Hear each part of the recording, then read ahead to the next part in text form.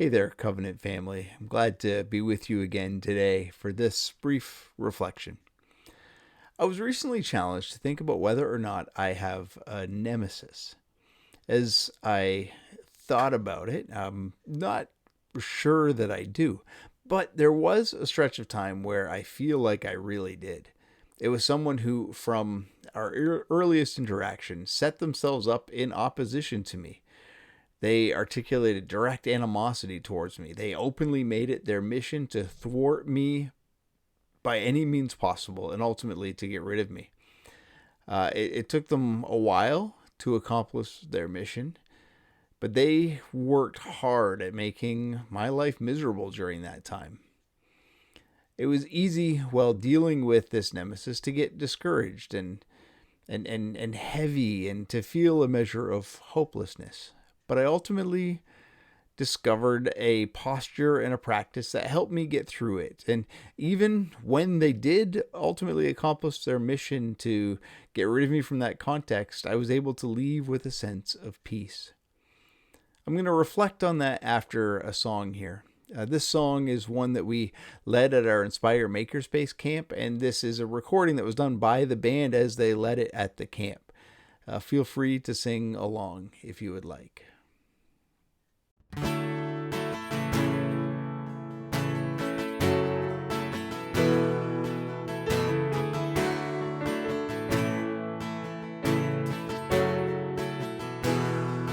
In my mother's womb, formed me with your hands, known and loved by you.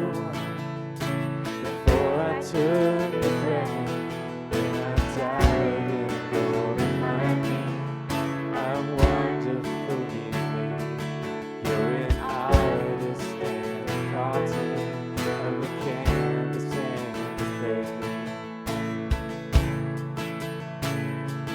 You make all things work together for my future,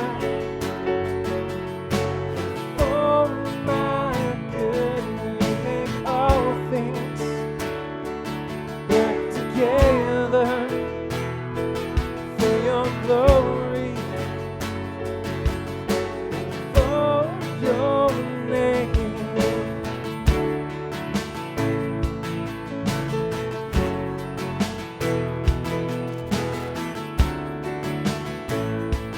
There's a healing light. There's a healing light just beyond the clouds. Though I've walked through fire, I see clearly now. No, nothing has been wasted. No failure or mistake. You're an artist and a potter. I'm the canvas and the clay. You make all things work together for my future, for my good. You make all things work together for your glory, for your name.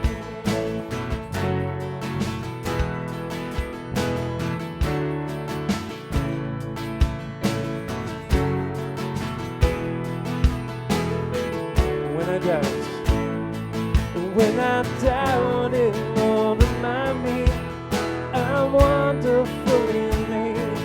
You're an artist and a potter.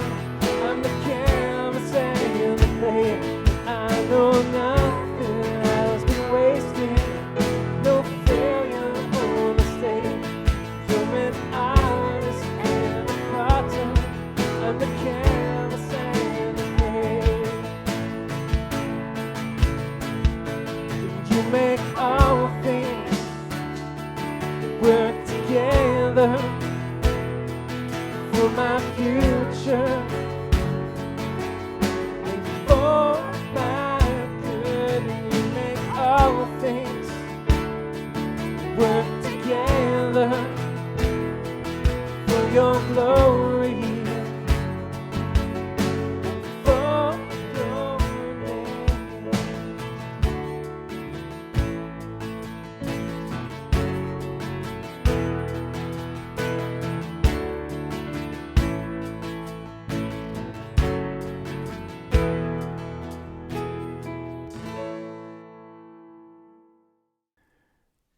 Perhaps you have had a nemesis.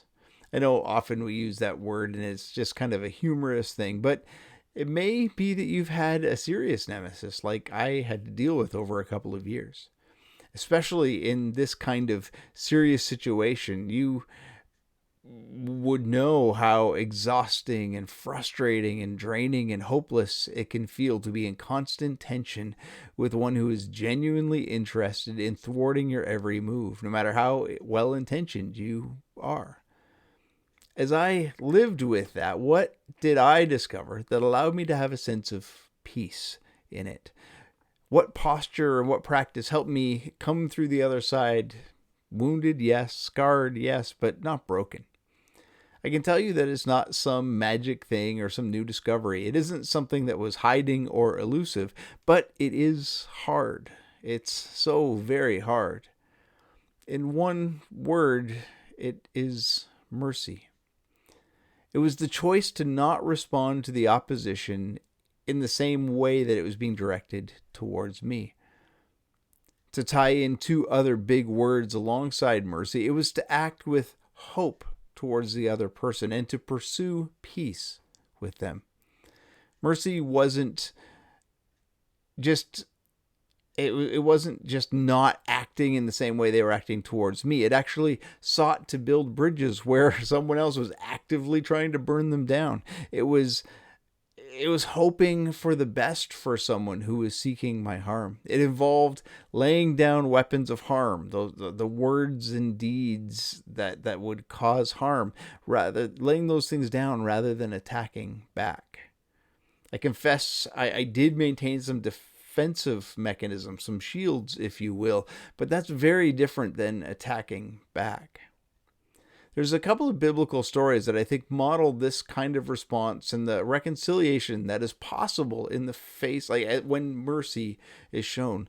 The first is the story of Joseph. Many of us know the ancient story. Joseph, the 11th of 12 sons born to Jacob, he was his father's favorite, and he was his brother's nemesis. He seemed to have flaunted the favor he had from his dad. And he talked about the dreams he had and that seemed to predict his brothers bowing in obeisance to him. After years of this, they were just so frustrated with their arrogant, favorite little brother that they decided to kill him. At least that was the plan until an opportunity to profit from him came up. They ended up selling him to some slave traders who took him from Canaan down to Egypt, where he was sold again to a wealthy man there.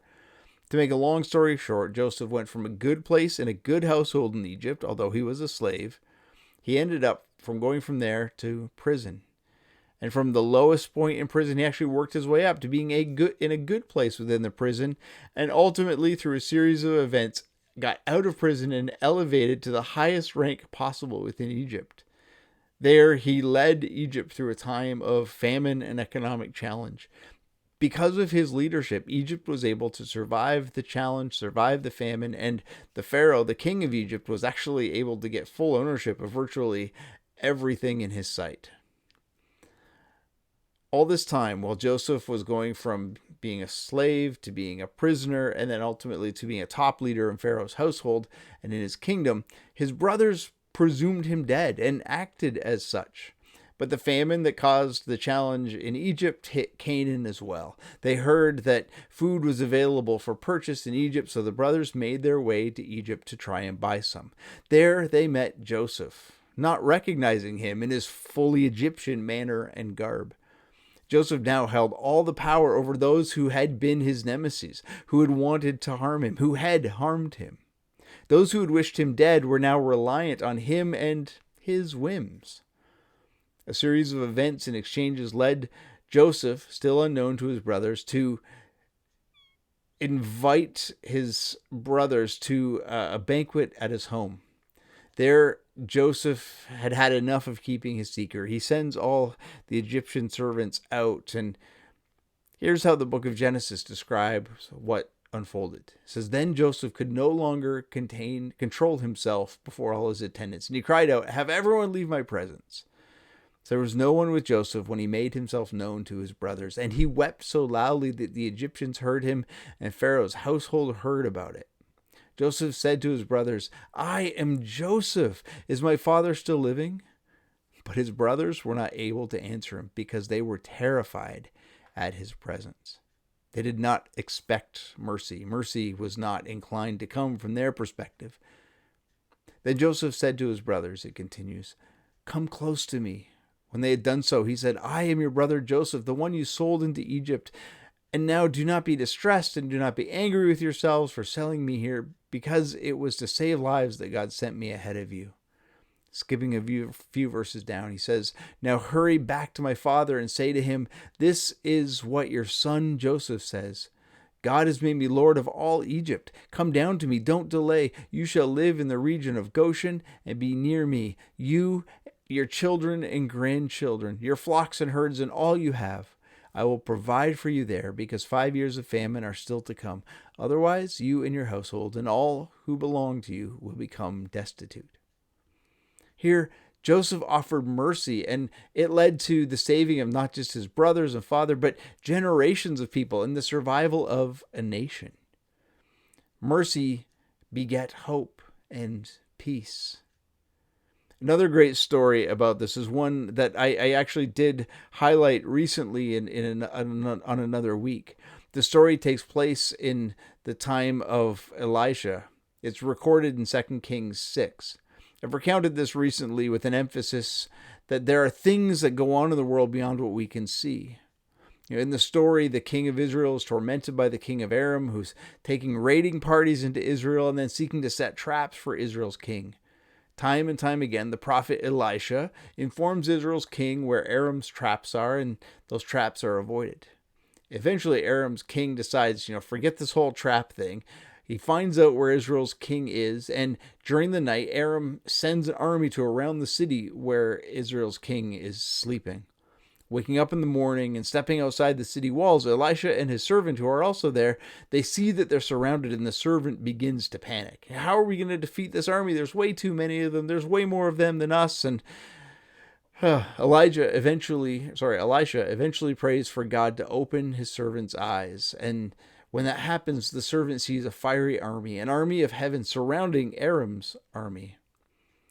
Ultimately, God strikes Aram's army blind and protects Israel's king. And that's all really cool, but that's not the part I find most intriguing about the story. See, once Aram's army is blind, they are easily subdued, and so Israel's soldiers go out and grab them and bring them to the city before the king.